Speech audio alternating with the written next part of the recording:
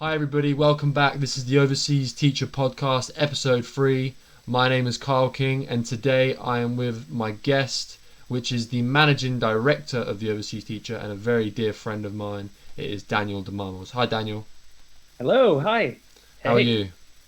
I'm pretty good. I am the same as everybody else, doing no plans today. Yeah, that's just life now, really, Nothing, isn't it? nothing exciting. I Yeah, think we should get straight into it. Get stuck in. Um, sure. I'm going to just ask you a really broad question, and it's going to have a really broad answer. But Daniel, what is online teaching? It's not a trick question, I It's assume. not a Online trick teaching, question. not a trick question. Online teaching is online teaching, but Online teaching is teaching online, what is for sure. online teaching and what is the value?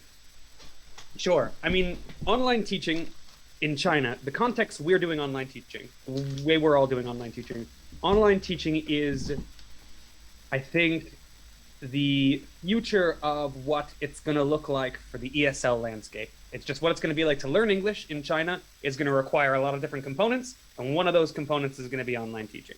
I think that is what it means for the future. I think that is the truth of education broadly for the future in every country in the world from now on. Thanks to, Every country, regardless, not just China. We're talking about everywhere. I think so, man. I think that people are really starting to, and I think this is the interesting thing about online education. People are really starting to think about what one should spend and how much commuting and all the different things that you should really do to attain a quality education.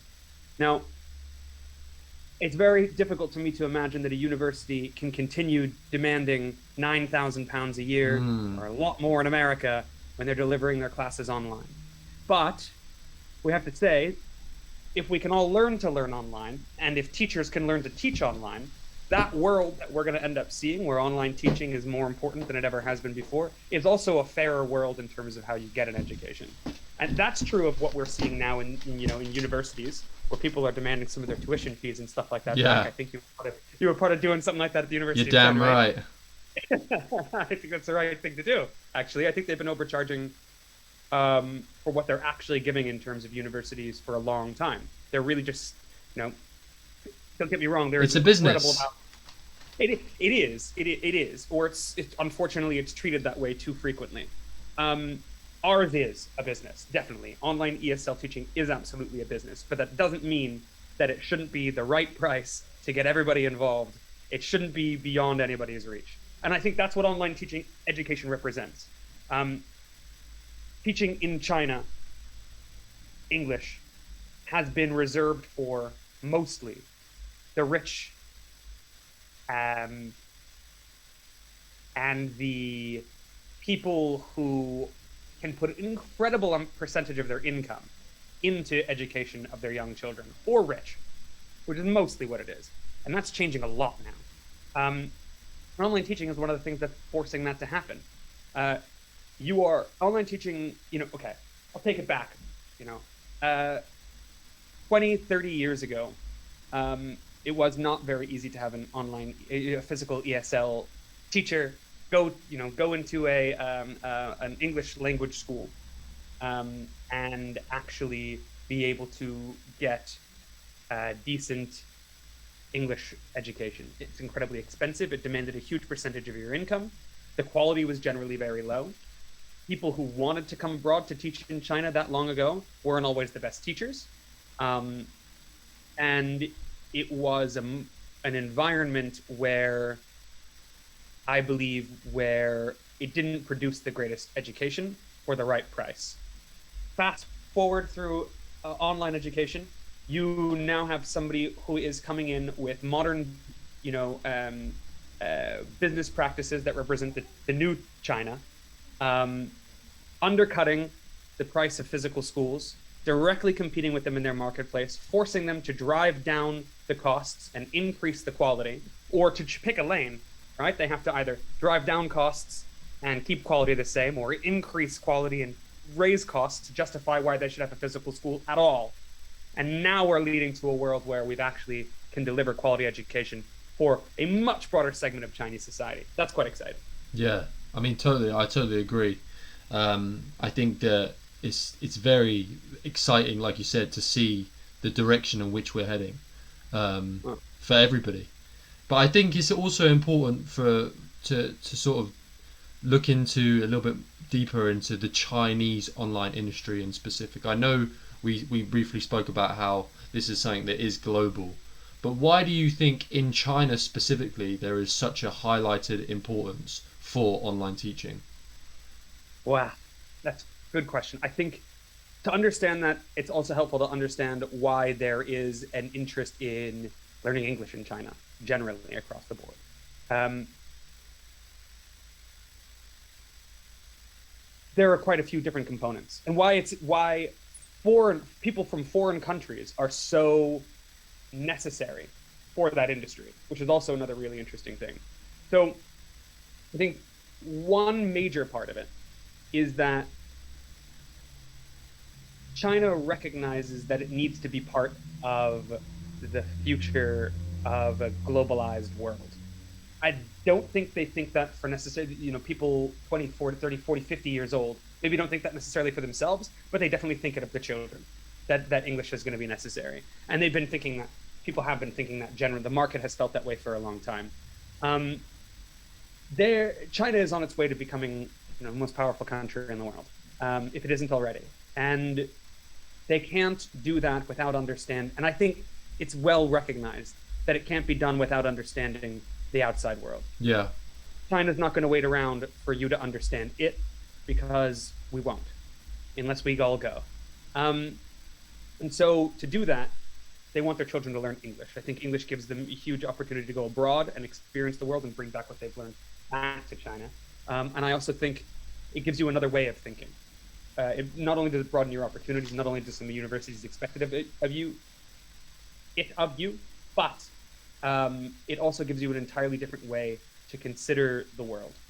Uh, these two different language families, Sino-Tibetan and Indo-European, their roots and how they affect the ways that we think are so incredibly deep into our, brains, yeah, actually, that the value of knowing both is immense, not to just what you can speak and how you can express yourself, but to what you can even think, or the ways you're even capable of thinking. And I think that is part of the maybe more new agey reasons for why people want to learn English.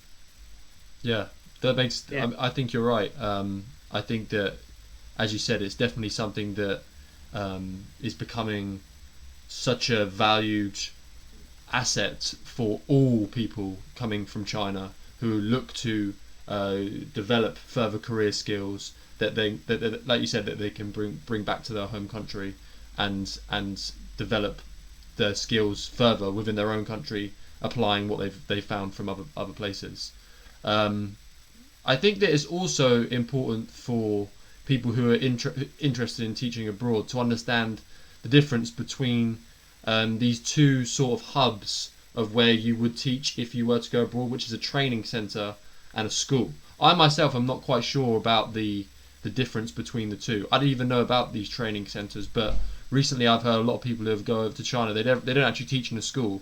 They might just teach in a training centre. So what is the difference between these sort of two A lot of people, I think, hubs? a lot of people don't recognize that the online the online sphere that we work in is a direct digital representation of the analog training school. Ah, okay.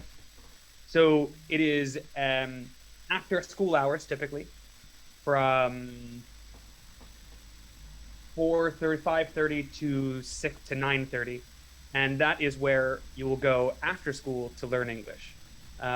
One of the big problems is that you not a necessarily a problem, but you need to attend state school in China.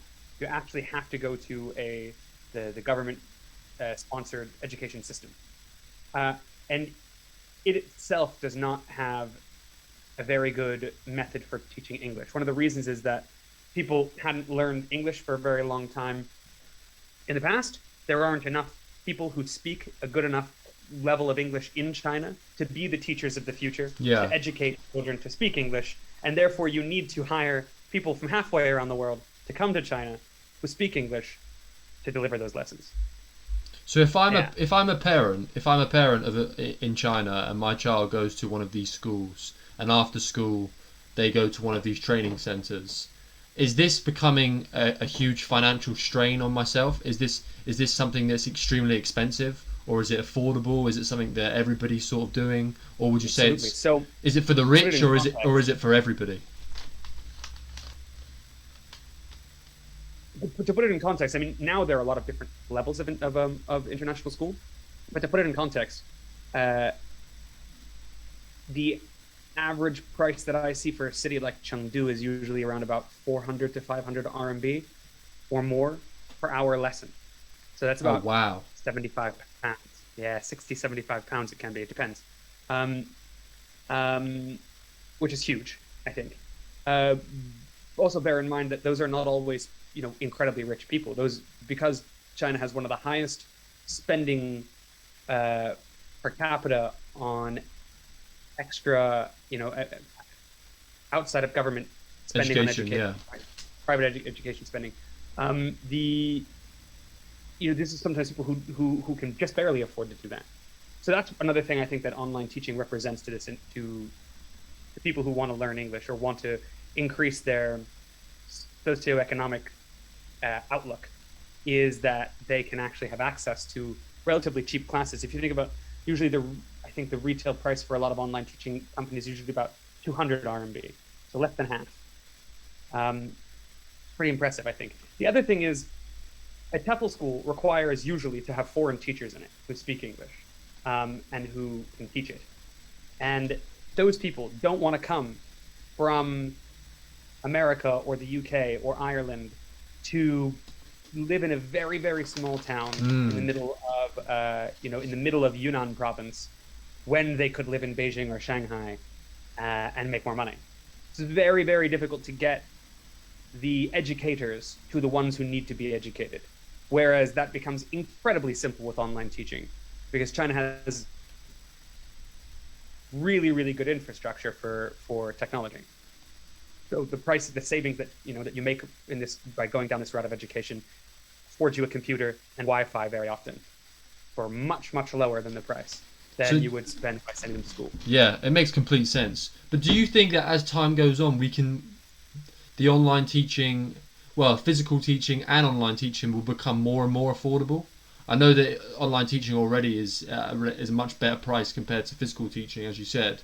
But is there a way that we can eventually make this something that anybody with any financial background would be able to have access to from China? Definitely a goal that I would like to see accomplished. And I do think that the price will continually go down. I do think there are some unnecessary but intrinsic barriers built into the system at the moment.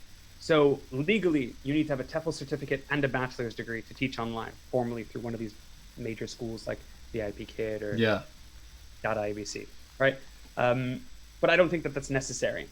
I don't think that if you want to teach young children in this country, uh, with the level of interaction that we're having, that you would necessarily require that background. You'd probably require a good degree of training, but you may not require all of that. And I think that is one thing that forces the price up because you have to pay back your student loans. You need to be, it needs to be lucrative. Yeah. That's what I do. I think so. Can I I ask think the just other quickly? Sorry, Daniel. Can I ask why is it that they require these bachelor degrees? Is it because it sort of proves this? Oh, I'm an academic. I can commit myself to something and get it done. Why is there this sort of necessity to have a BA?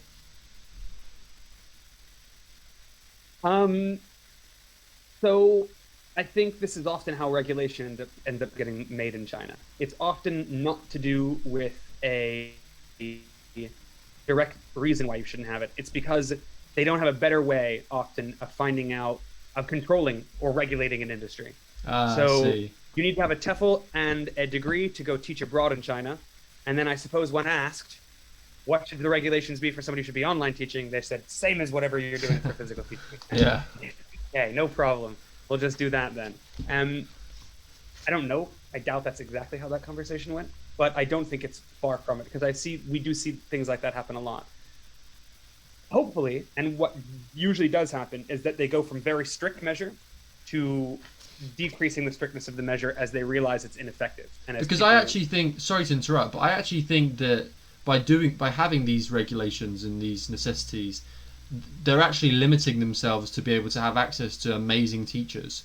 Because I've met, and you have probably also met, some unbelievable online teachers who aren't necessarily academics, who have backgrounds in areas such as acting or these creative sort of industries, and they're able Absolutely. to use those experiences to create an unbelievable experience for online teaching classes, which I think is a massive limitation to the Chinese education sector, that they're not allowing people to fulfill amazing classes without having this BA.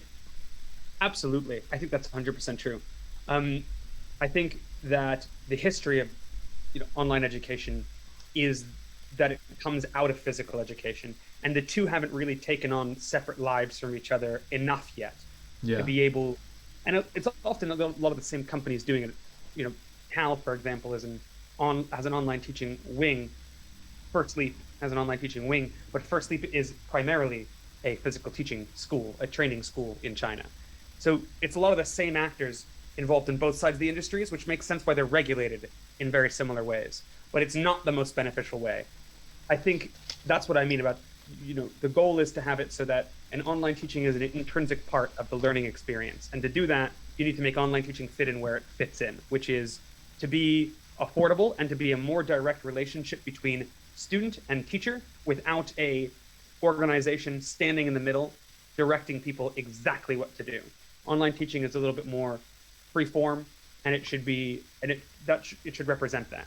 It's the broad world of teachers who want to teach being connected with the broad world of students who want to learn, and somebody who can help to make those two ends meet. mm. And that should be the core goal of the online teaching industry, I believe. And why is there that core value for teachers who come from other countries as opposed to locally? I mean, I know it's obviously a given to some degree, but explain a little bit more why that there is that core value. I think there's two sides of the coin. There is a genuine value to people coming from foreign countries to China to teach, and then there is a perceived value. Um, the genuine value is that we have a different style of education in the West. We teach, or it's become more and more popular to teach in a way where it's much more free form, much more child-led approaches to learning. And in China, that is also picking up too.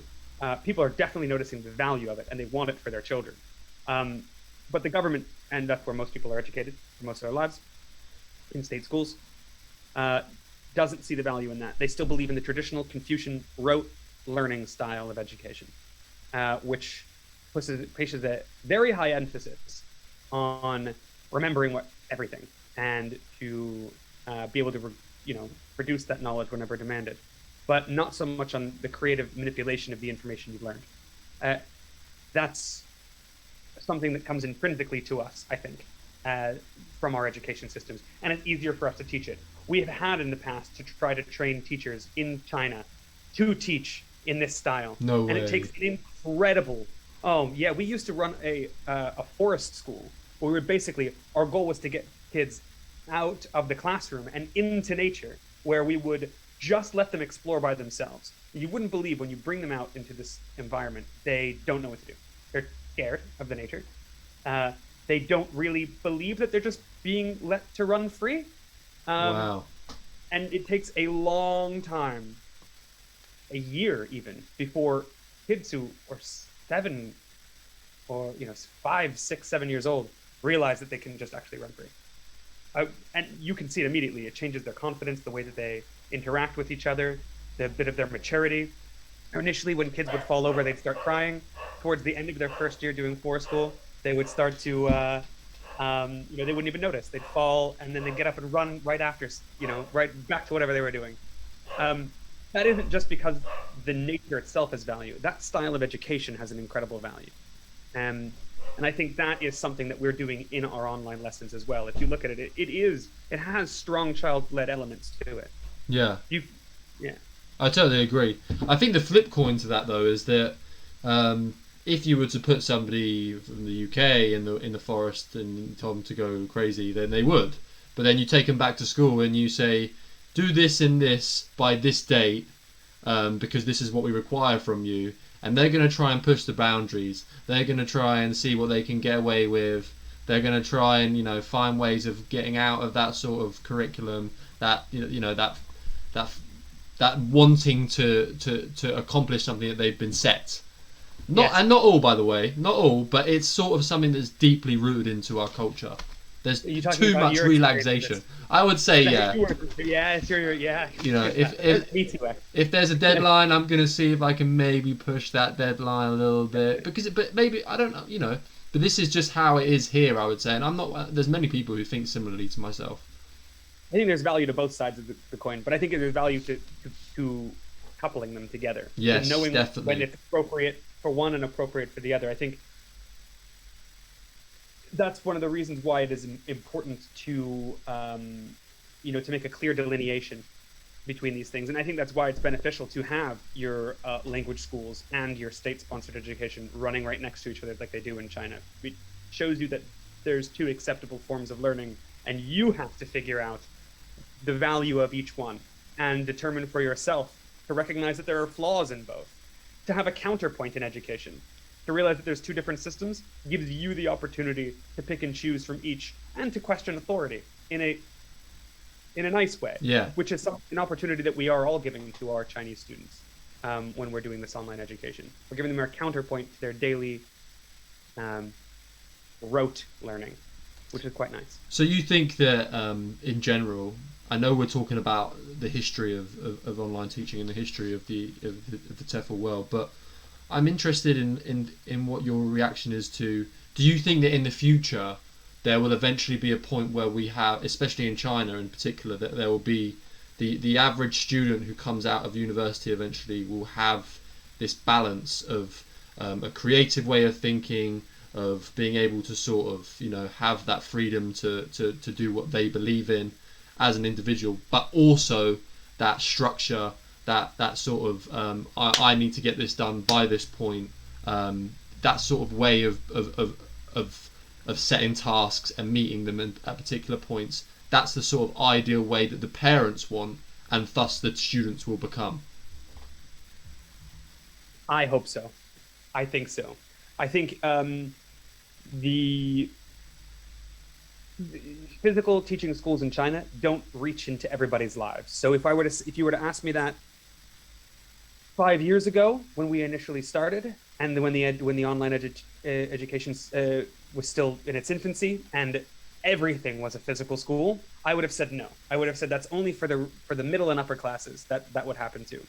But now I'm saying I would change my answer entirely, and I would say it is potentially something that most people can interact with. As Chinese standard of living and general income rises, and as the price of online teaching lowers, and if we can expand the number of people that can participate in online teaching, I think that we can eventually, it can be a natural thing that everybody knows they're going to do. They're going to get an online lesson from a foreign teacher. They're going to learn about a foreign culture, and at the same time, then they're going to go, and then the next day they'll go to normal school. Yeah.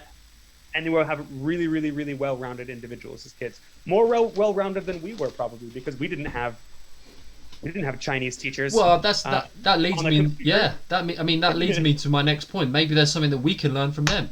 That most definitely there's something that we can learn from them. Maybe in years time we'll be incorporating some of the Chinese curriculum and education system into our own. I hope my kids are online. If they're not in China, then they're online learning Chinese from a Chinese teacher. I would really, really hope that. And I think that's probably the direction we're going in. I hope. Yeah, I think that's a really good way to finish this podcast off. We've looked at the history and where we are up to date, but there's also that potential that we could see in the future because of what's happening now, because of this balance.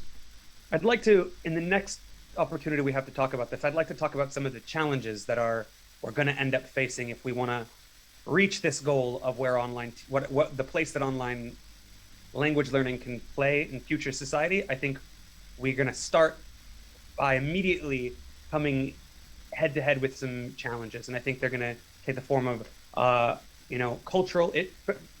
lack of cultural understanding going both ways, the general quality. Can we make it as good as a physical school? I believe we can, and I also think we're going to need to understand a little bit about the legal difficulties that schools that we have between these two countries, because at the end of the day, this is China, and we're reaching from one side of the world into a foreign education system, and at the same time, we've got Chinese schools employing foreign people in foreign countries under rules that are very much unlike their own, and these two sides need to get a better understanding of each other, so that the industry doesn't end up crashing before it really gets to take off. Yeah, totally. Yeah. Well, look, man, I look forward for us discussing a little bit more about the challenges, like you said. But I think that if I was to say to anybody who's watching this, who's thinking about potentially diving into this industry, do it, because it will Teach with be, us. yeah, for sure. Teach with us, regardless of whether you want to teach for the rest of your life or whether you want to go into becoming a lawyer or, the next Elon Musk or whatever. I really think that this is something that can benefit every individual, because there's these core values that they can incorporate from this and take it into their career path. Yeah, I amend my statement. You don't have to teach with us. Get into teaching. Get into teaching, but preferably with us. But if you have to get into teaching with us.